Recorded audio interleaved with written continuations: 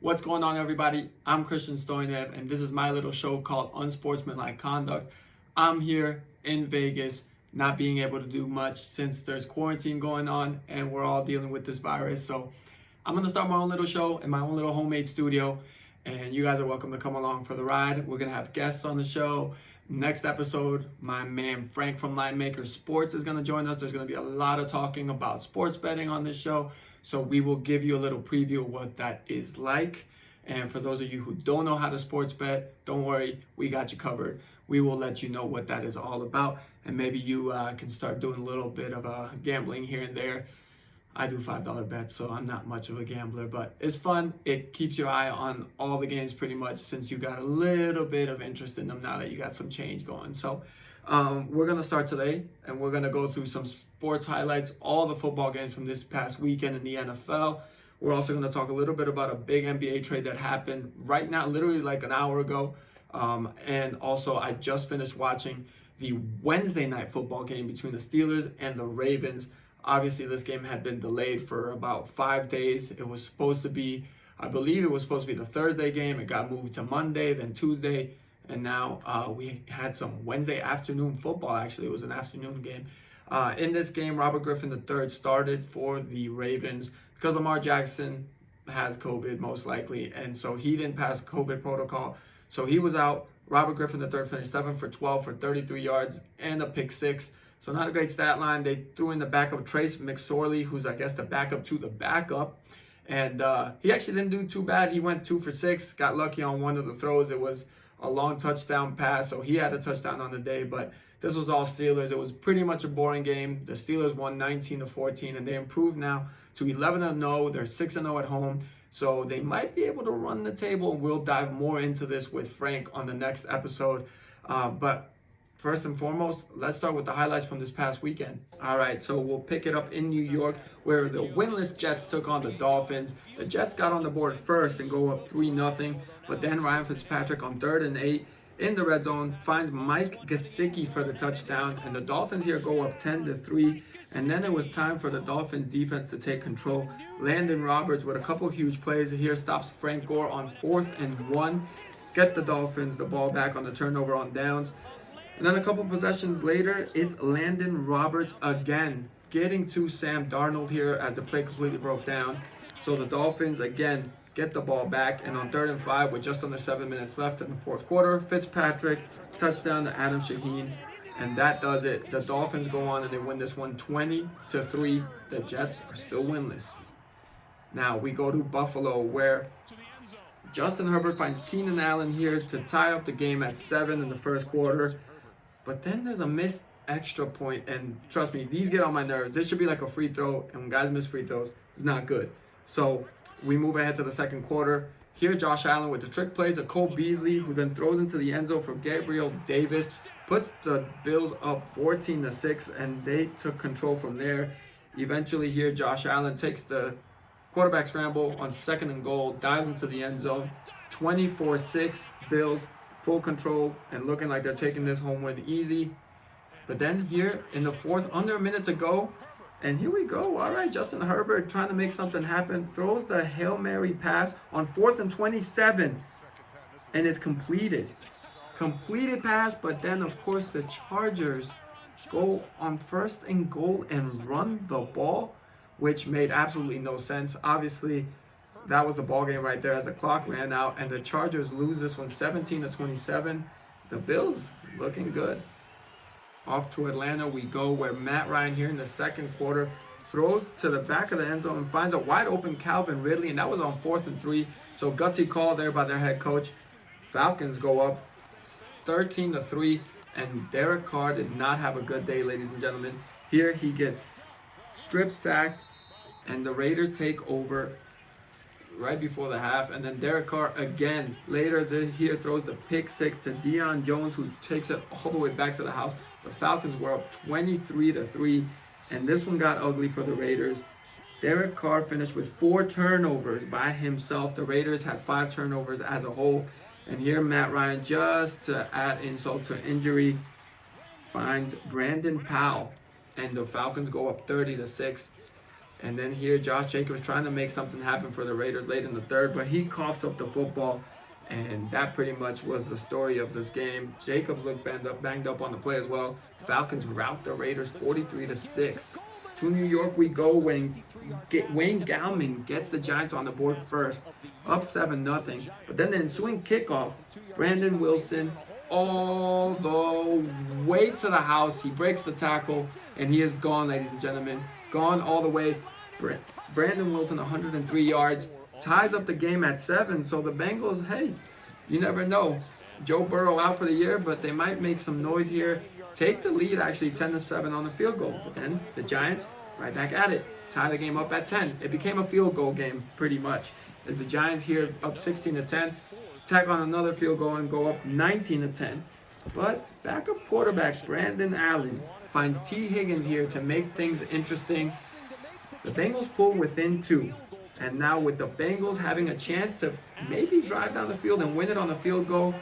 But no, it will not happen. The Bengals fumble. The Giants recover, and the Giants win this 19-17. The Giants are 4-7 and looking not bad in the NFC East.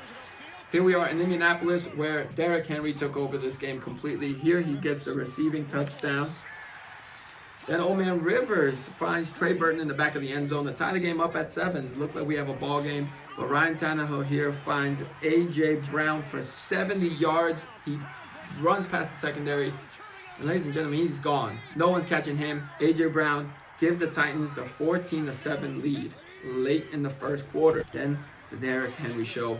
Derrick Henry here to the right, touchdown. He finished with 27 carries, 178 yards, and 3 touchdowns. Here's the other. Derrick Henry up the middle. Touchdown. Derrick Henry, again, like I said, fantasy owners, I'm sure you guys love having this guy on your team because he does pretty much everything, and he is a hard man to tackle. And an interesting play here with the Colts down by 12. They go for the onside kick, of course, but A.J. Brown grabs it and takes it to the house and just pumps up the score. Here we go. The Titans win this one 45-26, handing the Colts a pretty bad home loss. To Minnesota we go, where Kirk Cousins got things all started to Justin Jefferson with the gritty. The Vikings go up 7-0. Things started looking good. The Vikings up 10-7 right after halftime. Oh no, a fumble. Jeremy Chin picks it up. Cousins coughs it up, and he takes it into the house. All right, we're fine. Vikings down by 4. It's all right? Not really. Dalvin Cook here gets stripped of the ball by guess who? Jeremy Chin again. Back-to-back touchdowns by Jeremy Chin. Defensive touchdowns. Let that be known. And the Panthers took a commanding lead. And here with the Vikings about to get the ball back, right? Oh no, Chad Beebe fumbles it. Coughs it up, and it looks like the Vikings' chances of winning this are over, but they hold serve, they hold the Panthers to a field goal, and it's Kirk Cousins' time. Justin Jefferson on the out route, good to go. Kyle Rudolph down the middle, solid 6-yard gain. Kirk Cousins to Chad Beebe, 1st and 10 again. So the Vikings trying to drive down the field. This doesn't really happen for Kirk Cousins, does it?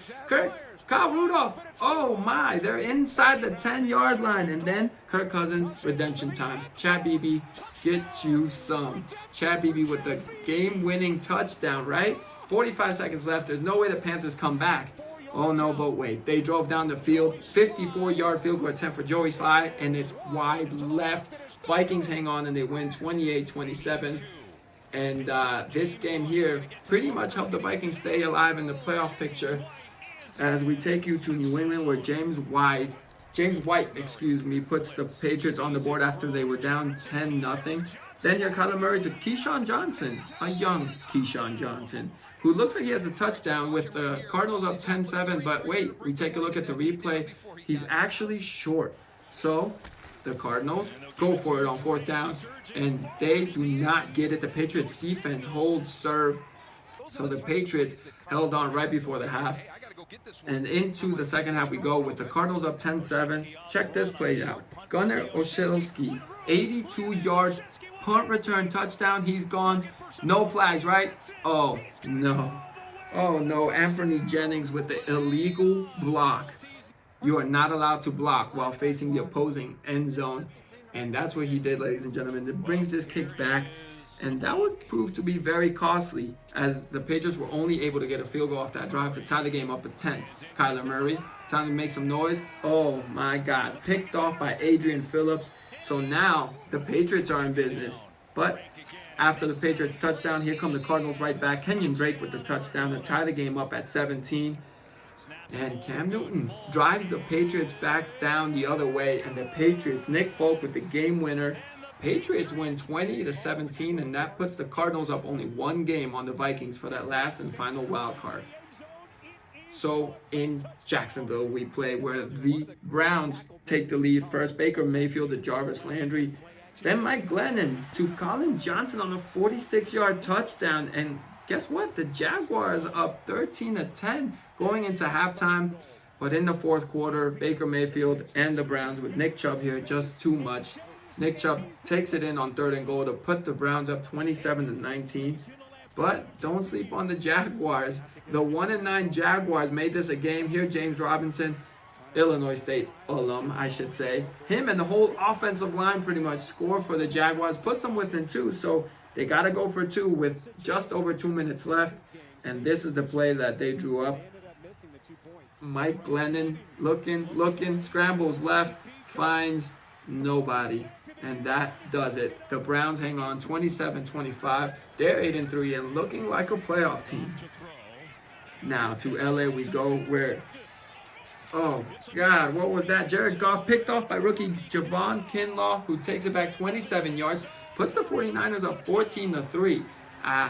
We didn't believe that would be enough. You know, the Rams should be able to come back. Nick Mullins here to Raheem Mostert, fumbles it. Troy Hill returns it for the touchdown. The Rams are in business. They cut that lead to 17-13.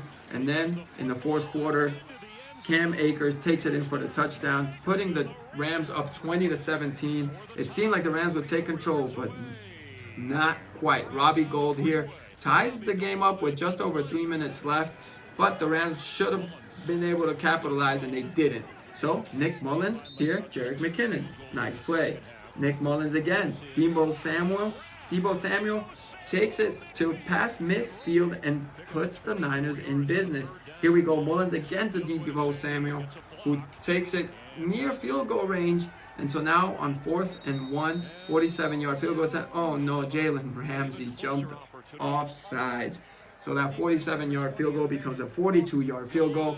And here it is, Robbie Gould for the upset. Field goal is good. Niners win this game 23-20. Costly win for the Rams. Could have really taken control of that division. To Denver we go, where it was pretty much the shittiest game of the week. Kendall Hilton in at quarterback. He's not even the backup to the backup. He wasn't even on the team 2 days ago, but because of COVID suspensions pretty much, the Broncos had no QB to play, so they put this guy in. He goes 1 for 9 for 13 yards. This guy was working a sales job a month ago, and now he's a starting quarterback. Yeah, I can't expect much. Taysom Hill eventually figures out that Broncos defense. Here takes the handoff himself. Touchdown Taysom Hill, who finished 9 for 16, 78 yards. Not much better than the sales job quarterback, to be honest, but Taysom Hill at least can rush it in. Here with another touchdown. That put the Saints up 14-0, and then Latavius Murray, the L train, 36 yards for the touchdown. He had a huge game with 19 carries, 124 yards, and 2 touchdowns. The Broncos dropped this one 31-3.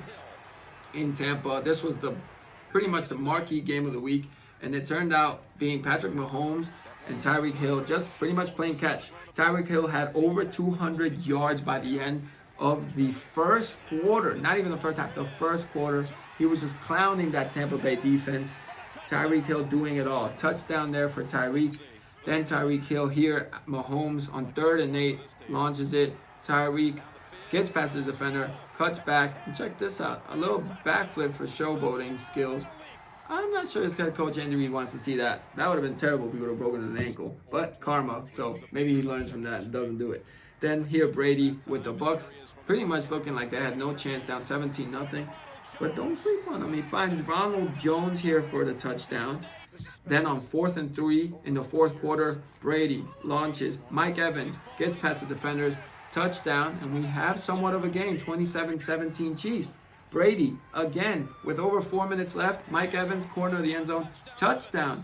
The Buccaneers start cutting into that lead, and what do you know? It's a 3-point game. But Mahomes, oh, Patrick Mahomes, you're just too good.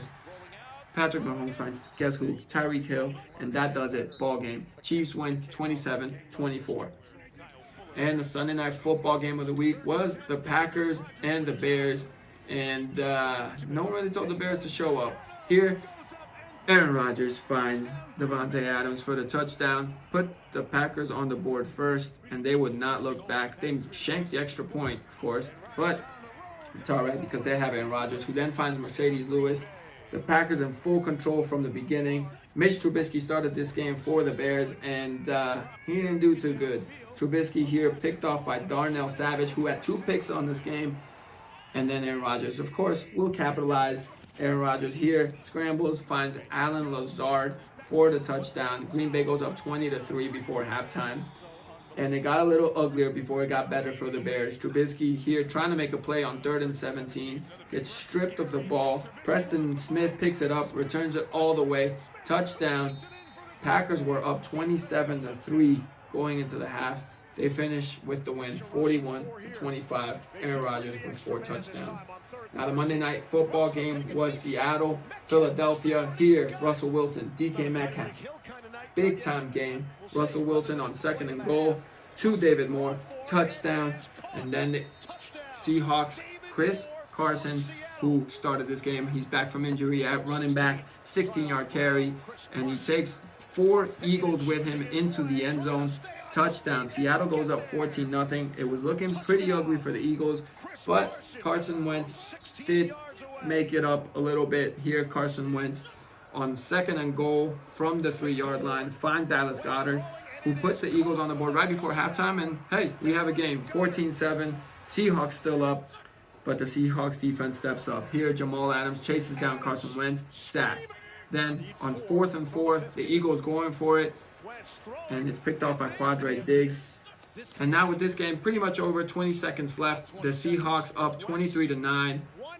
This was the play of the weekend for gamblers as Carson Wentz completes a Hail Mary touchdown to Richard Rodgers. The line in this game, mind you, 6.5 favorites were the Seahawks. So we're good, right, if we put some money on Seattle? Not quite. Doug Peterson here to fuck over all of us gamblers. Goes for 2. Inexplicable. 23-17 Seahawks. All right, so that was a recap of Week 12. All the games from this past weekend. What a week it was. And exciting times in the NFL as we're getting closer to the playoffs. Different kind of playoffs this year as it looks like 7 teams are going to be in. So that gives teams like my squad, the Vikings, a little bit of a chance to get in there. So should be a fun end to the season. Now, this is a segment I wanted to put into the show. With me being a halftime performer, I thought it would be only fitting that we have a halftime show. So every episode of every week recap, I'm going to have a performer, a halftime performer of the week. And this week, I'm going to honor David Moss. He's half of Quick Change, who, for those of you who don't know, has been a staple in the halftime world for the NBA, for college games all across the nation. Unfortunately, David passed a couple weeks ago due to COVID, so I thought it'd be fitting that we honor him and that great act that has been performing at arenas all across this nation and paved the way for other halftime performers like myself. So here's a little bit of Quick Change and their performance. Hope you guys enjoy that. We'll be right back.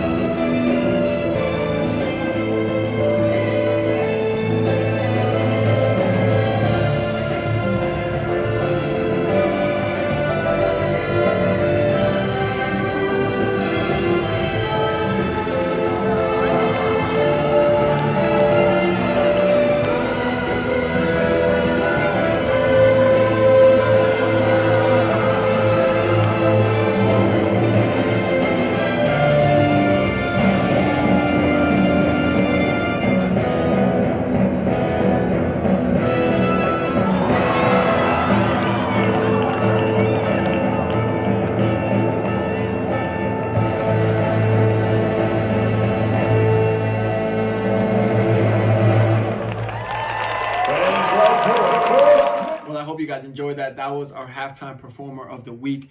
And if you're a performer out there and you want to be featured on one of these episodes, just send me your video and I will do my best to share the love and put some of you on and give you a little bit of a spotlight so you guys can be seen for hopefully a wide audience around the world.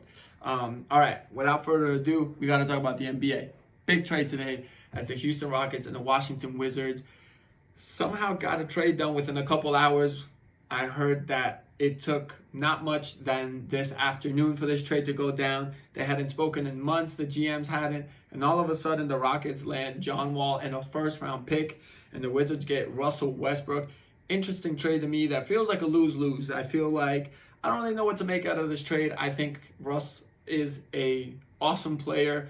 Obviously hasn't had the winning success that I'm sure he would like, but I think he is durable. He has been a stat machine, and I mean, at the end of the day, he puts up numbers, and he hasn't really been that kind of distraction in these past couple of years. So I think the Wizards kind of win this trade if you get to pair up, obviously, Russell Westbrook, pair him up with Bradley Beal. I think that's a pretty good pair. They have something there. They have their rookie center from last year, Hachimura, I think is his name. So pretty good. They might be able to sneak into an eighth seed that has some playmakers there, so I think they could surprise some people. And obviously Bradley Beal with Russ Westbrook is better than Bradley Beal with an injured John Wall. He didn't even play all of last season. The contracts pretty much match up, both pretty much horrible contracts to have, but at the end of the day, I think both teams kind of needed this change. The Rockets, on the other hand, get John Wall, which if he can figure his injury situation out, might be a pair that ends up working with James Harden. Obviously, the past couple of years, I feel like the Rockets have just tried to mix and match different superstars with Harden, whether it was Chris Paul or Russell Westbrook, or now obviously John Wall, just to find a way that could work out. And we'll see what happens. The NBA season is right around the corner, so I'm obviously very pumped. I think the big winners of free agency, first and foremost, you got to give it up to the Lakers. I think they did some great things this offseason, and as the defending champions, they got better.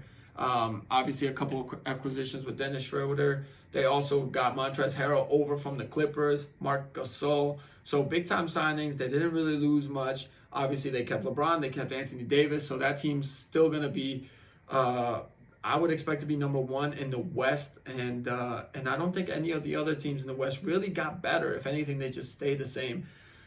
So that's good news for the Lakers. In the East, obviously not much noise like all the trades that everyone was expecting to go down. Nothing really major like that happened. Boston lost Gordon Hayward. They were able to make it a sign and trade, so now they had a huge cap relief there where they could have a trade exception and some salary that they could use on another player possibly in a trade. So I think they ended up doing all right out of that trade. Obviously, everybody's just going to say that they lost Gordon Hayward, and honestly, his production hasn't been that good, and you call me a Celtic hater because I am a Raptors fan, but I'm trying to be unbiased here.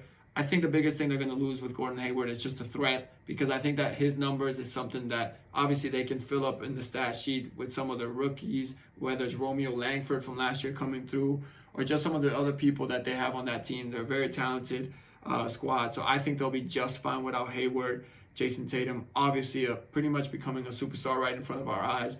So we'll see what happens there. The bad news for the Celtics is that Kemba Walker likely won't be playing until the end of January. He's had some injury issues lately, so that's of concern. But with them, you know they're going to get in the playoffs, so that's really when it matters for them to be healthy. I think the Raptors obviously will still contend. The Pacers, the Heat obviously being defending Eastern Conference champs, I think will be able to make some noise. So we have a very interesting season coming up. We'll get more into it with Frank as we're going to discuss who we like coming out of each conference, each division, and how we see those seeds breaking down. We'll have a little bit of a prediction for the NBA season soon. But exciting times, exciting things going on. And before we close this show out, I'm going to leave you guys with a segment that I like to call the What the Fuck of the Week. And this week's winner is Adam Gase. He is the head coach for the New York Jets. And believe it or not, from his introductory press conference, I kind of was skeptical. Something just didn't look right. And this is what I'm talking about. Take a look. I just want to start off thanking Christopher Johnson, Mike McCagnon, the rest of the Jets organization, I know it was a long process for you guys, a lot of candidates. It's a ways away before we get players in here, but you can feel the energy in the building. Today's been a great day. And really, at the end of the day, we're here for one reason. Our process started a couple days ago, and we'll see what it brings to us. The Jets need to get back to postseason sound. The fans do deserve that, no question about it. I do have high expectations, but there will be no playoff mandate. Absolutely not. All right, so I don't know if there was a mosquito in the room or what's going on with those creepy eyes, but that's just weird. And I didn't like it when I saw it the first time. And obviously, Adam Gase has not had success as the Jets head coach. I think at this point, they're just keeping him to continue losing games so they can guarantee themselves Trevor Lawrence. But the reason he is our nominee for the what the fuck of the week is because this weekend, after another loss for the Jets, he got asked about taking over the play calling, where, I mean, just listen to this. Adam, why did you take over the play calling? I didn't take over. We did this. We've done the same thing the last 4 games. We were watching Dowell through the whole game. He wasn't doing anything. I mean, he was just standing there. He tells me it's not hard. This is not hard. We go through it the drive before. Hey, these are the 3 plays. I do the third downs. So what happens after the 3 plays when you have a series? Because we were watching one where Dowell was talking to Frank Pollock. He wasn't calling the plays. You were. What part of the game was it? I want to say that was the third quarter. Yeah, when we got down, then I was trying to do some of the 2-minute stuff. All right, so when we got down, then I was trying to do some of the 2-minute stuff. So he lied, first and foremost, because he said he didn't take over the play calling. Then he said he took over the play calling. And then he also said that it's easy that the drive before they go over the 3 plays that they're going to run the next time they get the ball. Very many things wrong with that. First of all, why do you only have 3 plays? Shouldn't you be assuming that you're going to get a first down? Second of all, how about reading the game? If you get sacked on first down and your second down play was a run and now you're faced with 2nd and 17, maybe you shouldn't run the ball now. So I don't know. I'm not a head coach. Clearly far from it. Something just doesn't add up. He's still got creepy eyes, and he's still very likely going to get fired at the end of this season. Like I said, I think the Jets at this point just want him to stick around so that they can keep losing, because Trevor Lawrence, he looks good. He looks like a great franchise quarterback to have. So good luck to the New York Jets. I can't wait till next season when they actually have, hopefully, a competent head coach with a star quarterback. I think that'll be able to be good for them. And even though a lot of people are saying Trevor Lawrence shouldn't go to the Jets, here's the case to why he should. He's going to be in New York. He's going to be there with a brand new head coach, and he's going to be in New York. So he's going to be in a big market. He's going to be the star of a franchise that's trying to turn it around. So not much pressure on him to get going. And also, with that being said, that division, the Bills are looking all right, but the Patriots aren't looking that great anymore. The Dolphins are kind of in the middle. Tua started off looking great. Now not so much. I don't know what's going to happen there. Obviously, Tua showed flashes. So if he becomes the next Kyler Murray or something super cool like that, then, you know, there'll be a good quarterback battle there in the AFC East. But I think Trevor Lawrence, as soon as he steps in, could compete for the best quarterback in that division with Josh Allen. And I think it'll be just fine. So that'll do it for this show. Obviously, started off with a little bit of NFL and a little bit of basketball, NBA, and but we will dive into all sports as we get going. Frank from Line Maker Sports will be joining me on the next episode to preview this weekend's games. He is a gambling guru. He knows what he's talking about. That's his business. So when he gets on here, we'll tell you guys what you need to know as far as gambling goes. So we will kind of dumb it down. As just 6 months ago, I didn't even know what a plus 160 or a 10-to-1 odds really meant with gambling. But we will explain that all to you, and you will be prepared if you want to gamble a little bit. And that way you better understand what we're talking about when we're talking about the lines and who was favored and the over-under and all those kind of things. So again, I'll be joined by Frank. That does it for this episode. Getting my feet wet here, but thanks for joining. Do whatever you can, obviously, whatever those YouTubers say to do. Subscribe, follow, all that crap. Whatever. Just enjoy this. Hopefully, this wasn't as terrible as it feels like it is for the first episode, but we'll keep working on it. Thanks for tuning in.